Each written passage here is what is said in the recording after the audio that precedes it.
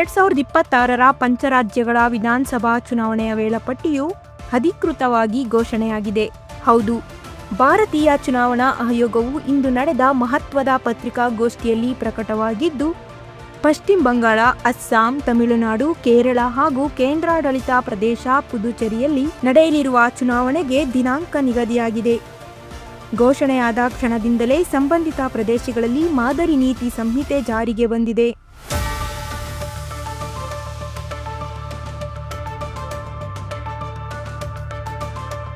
ವಿಧಾನಸಭಾ ಕ್ಷೇತ್ರಗಳಾದ ಬಾಗಲಕೋಟೆ ಮತ್ತು ದಾವಣಗೆರೆ ದಕ್ಷಿಣ ಕ್ಷೇತ್ರಗಳ ಉಪಚುನಾವಣೆಯ ದಿನಾಂಕವನ್ನು ಆಯೋಗ ಪ್ರಕಟಿಸಿದೆ. There will be 8 by-elections also.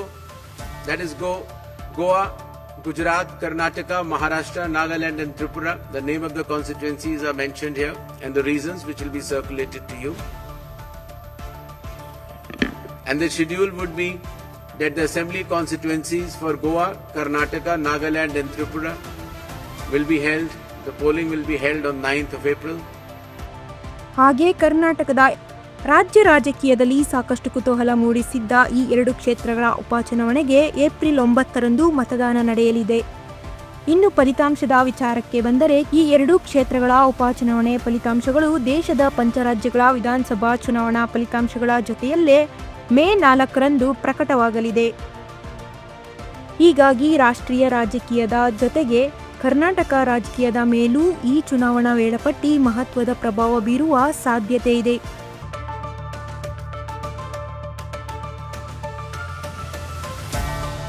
ವಿಶೇಷವಾಗಿ ಪಶ್ಚಿಮ ಬಂಗಾಳದಲ್ಲಿ ಈ ಬಾರಿ ಚುನಾವಣಾ ಹಂತಗಳ ಸಂಖ್ಯೆಯನ್ನು ಆಯೋಗ ಕಡಿತಗೊಳಿಸಿದೆ. ಶಾಂತಿಯುತ ಹಾಗೂ ಸುಗಮ ಮತದಾನ ನಡೆಸುವ ಉದ್ದೇಶದಿಂದ ಕೇಂದ್ರ ಭದ್ರತಾ ಪಡೆಗಳ ನಿಯೋಜನೆ, ಕಟ್ಟುನಿಟ್ಟಿನ ನಿಗಾ ಮತ್ತು ಭದ್ರತಾ ಕ್ರಮಗಳಿಗೆ ಒತ್ತು ನೀಡಲಾಗಿದೆ. ಪಂಚರಾಜ್ಯಗಳ ಚುನಾವಣೆಯ ಜೊತೆಗೆ ಕರ್ನಾಟಕದ 2 ಕ್ಷೇತ್ರಗಳ ಉಪಚುನಾವಣೆ ಘೋಷಣೆಯಾಗಿರುವುದು ರಾಜ್ಯ ರಾಜಕೀಯದಲ್ಲಿ ಹೊಸ ಚರ್ಚೆಗೆ ಕಾರಣವಾಗಿದೆ.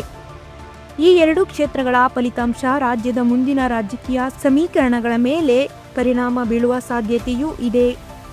ದೇಶದ ಪಂಚರಾಜ್ಯಗಳ ಚುನಾವಣೆಯ ಜೊತೆಗೆ ಕರ್ನಾಟಕದ ಬಾಗಲಕೋಟೆ ಮತ್ತು ದಾವಣಗೆರೆ ದಕ್ಷಿಣ ಕ್ಷೇತ್ರಗಳ ಉಪಚುನಾವಣೆಗೂ ವೇದಿಕೆ ಸಿದ್ಧವಾಗಿದೆ.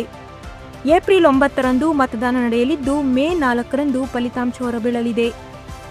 Bureau report, metro news Kannada, Bengaluru.